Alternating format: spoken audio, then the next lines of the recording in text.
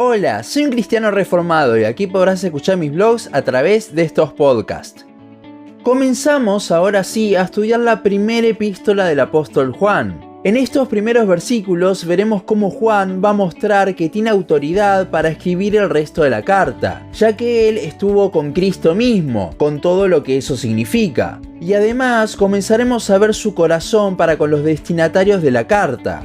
Primera de Juan 1:1-4 dice: lo que era desde el principio, lo que hemos oído, lo que hemos visto con nuestros ojos, lo que hemos contemplado y palparon nuestras manos tocante al verbo de vida, porque la vida fue manifestada y la hemos visto y testificamos y os anunciamos la vida eterna, la cual estaba con el Padre y se nos manifestó. Lo que hemos visto y oído, eso os anunciamos, para que también vosotros tengáis comunión con nosotros, y nuestra comunión verdaderamente es con el Padre y con su Hijo Jesucristo. Estas cosas os escribo para que vuestro gozo sea cumplido. Estos 4 versículos en el original son un párrafo al que la mayoría de los teólogos le dicen el prólogo del libro, y es que lo que aquí habla Juan lo desarrollará mucho más en el resto de la carta. Estos primeros versículos son una de las razones principales de por qué se cree que Primera de Juan fue escrita por el apóstol, ya que se ve un paralelismo muy claro con el primer capítulo del Evangelio según Juan. Empecemos a analizar el pasaje de hoy. Comienza muy parecido a Juan 1, hablando del principio de todo, de la creación. Hay algunos que piensan que ese principio no habla de la creación, sino de cuando Cristo se hizo carne en Belén, o también que es desde el principio del ministerio, ya que es solo desde ese punto que el hombre pudo contemplar a Dios de esa forma. Sin embargo, Dios se ha manifestado de muchas formas al hombre antes de Cristo, aunque no de la misma forma claramente, ya que Cristo era Dios mismo encarnado. Además, interpretando a la luz de Juan 1, podemos hablar de que efectivamente es desde el principio de los tiempos. Todo lo que va a decir en los versículos 1, 2 y las primeras palabras del versículo 3 es aquello que en el versículo 3 dice que anuncian. ¿Y qué es esto? Veamos.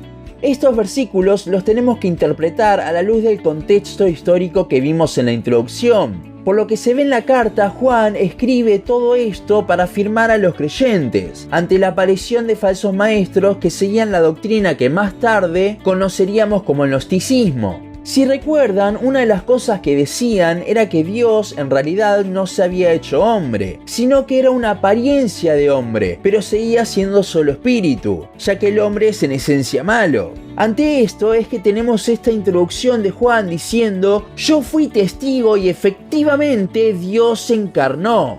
El versículo 1 comienza afirmando esto diciendo que lo habían oído. Haber oído directamente al Señor no solo le daba autoridad a Juan, sino que también le daba conocimiento acerca de la doctrina, ya que estudió del mejor maestro. Sin embargo, en el Antiguo Testamento, los profetas hablaban las palabras de Dios al pueblo, por lo que no solo los profetas escuchaban la voz de Dios, sino que el pueblo de cierta forma también. Por eso es que Juan va a ir un paso más y va a decir que lo vio, pero los gnósticos no negaban su existencia, sino que decían que aparentaba ser hombre pero no lo era, solo era un espíritu. Entonces, no contento con todo esto, es que Juan dirá que lo tocaron, lo palparon, refutando así toda doctrina errada y a su vez demostrando que él sabía de lo que estaba hablando, ya que estuvo con Cristo mismo. Pero el autor no dice que tocó a Jesús, sino que dice que fue al verbo de vida. Mucho se ha hablado del por qué Juan decide escribir verbo, logos en el original, en lugar de Jesús o Cristo. Griegos como Heráclito usaban esta palabra para hablar del principio que controla el universo. Los estoicos la usaban para referirse al alma del mundo. Marco Aurelio la usaba para denotar el principio de la naturaleza y muchos otros usos similares. Sin embargo, hay una teoría que es la que más resuena entre teólogos, hablando de que esta palabra era la razón misma para los griegos, y los judíos la relacionaban con aquella voz activa que creó el universo en Génesis 1. Y tiene sentido que sea la razón misma, ya que los gnósticos se jactaban de un conocimiento superior. Por lo que Juan aquí está diciendo que el conocimiento superior a todo, la razón misma, se hizo carne. El versículo 2 es un paréntesis explicando por qué habla no solo del verbo, sino del verbo de vida. Hay algo que me llamó mucho la atención de este paréntesis. Como bien dice Juan, anunciamos la vida eterna. En muchos pasajes Jesús habló de cómo obtener la vida eterna. El Evangelio según Juan capítulos 5 y 6 está lleno de estos versículos sobre eso. Y muchas veces pensamos que la recompensa de la salvación es la vida eterna, relacionándola con vivir para siempre en el cielo. Bueno, no, aquí veremos perfectamente reflejado Juan 17:3, donde dice que Cristo es la vida. En este paréntesis habla de la vida eterna, como una persona que estaba con la primera persona de la Trinidad, el Padre, pero se manifestó a los hombres. Entonces no solo podemos ver cómo Juan se refiere a que Cristo es la vida eterna de nuevo, sino que también lo podemos relacionar con nuestra salvación, ya que el regalo no es vivir para siempre, no es el cielo. Esos son regalos menores comparados con el gran regalo que es Cristo mismo, la vida eterna manifestada. Como el regalo de la salvación es Cristo mismo, ahora es que tenemos comunión con el Padre gracias a Él. Y es justamente de esto de lo que hablará Juan en el versículo 3. En la primera parte repite un poco lo que dijo anteriormente, haciendo énfasis que él no les dice cualquier cosa que piensa, sino que habla como un testigo ocular.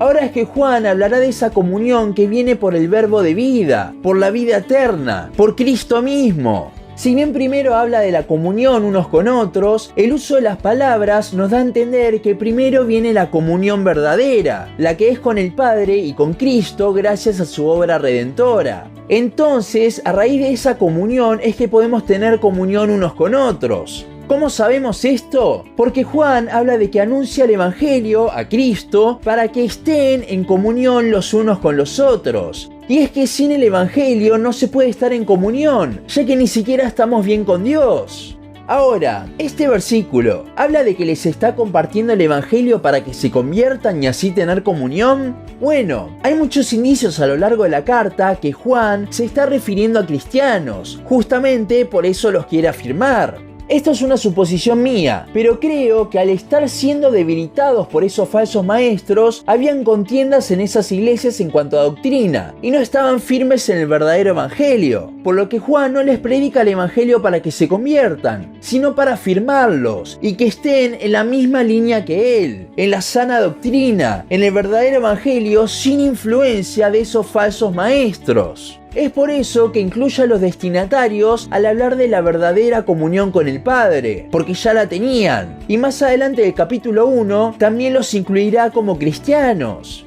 Los pleitos pueden aparecer por el surgimiento de una falsa doctrina que afecta a la comunión unos con otros. Y si bien podemos ser cristianos, debemos volver y recordar constantemente el Evangelio. Solo así podremos estar en comunión con el resto. De hecho, estas dos comuniones son los mandamientos que nos dejó Cristo, de los cuales ya hablamos en un capítulo anterior. Por último, llegamos al versículo 4, donde Juan nos va a dar una de las razones de la carta, el gozo de los hermanos. Juan escribe esta carta, les recuerda el Evangelio para completar el gozo. Sin embargo, el original no habla tanto de vuestro gozo, sino más bien de nuestro gozo. Aquí es donde vemos el amor del autor para con sus hermanos, ya que al hacer que estén de nuevo en comunión y firmes en el Evangelio, Juan mismo también se goza por ellos. Es como Pablo cuando dice que sufre dolores de parto por sus hermanos, por sus hijitos espirituales, Gálatas 4:19. El repasar el verdadero evangelio no solo nos lleva a fortalecernos en nuestra comunión con Dios, sino también con los hermanos. Y todo esto nos debería traer gran gozo a nuestra vida. Y este gozo es una de las razones por las cuales creemos que los destinatarios eran verdaderos cristianos, ya que solo se puede tener verdadero gozo en Cristo, con el verdadero evangelio. Así comienza Juan esta carta, y cuando estaba estudiando sobre este pasaje, estaba pensando en qué título le iba a poner a este capítulo del podcast, con cuál podía reflejar lo que Juan quería decir. Pensé poner algo sobre un prólogo, sobre la comunión, sobre el gozo, pero creo que Juan hubiese preferido que pusiese algo referido de dónde surge esta comunión, ese gozo. Eso que el apóstol remarcó tanto y lo tenía tan enamorado. El hecho de que Dios mismo se manifestó a los hombres en carne. Y cómo es gracias a eso que podemos disfrutar de todo lo demás. Para Juan, el centro siempre fue Cristo, aún desde el principio de la creación. Es por esto que nos recuerda una y otra vez el Evangelio mismo, algo que nosotros también deberíamos hacer a diario y maravillarnos día a día, tal como lo hacía el apóstol, de la gracia del Señor. Hasta aquí nuestro podcast de hoy. Seguinos en Facebook, Instagram, YouTube y Spotify. En todas nos encontrás como Un Cristiano Reformado. También seguinos en uncristianoreformado.blogspot.com para leer el resto de nuestros blogs. Nos vemos en la siguiente ocasión.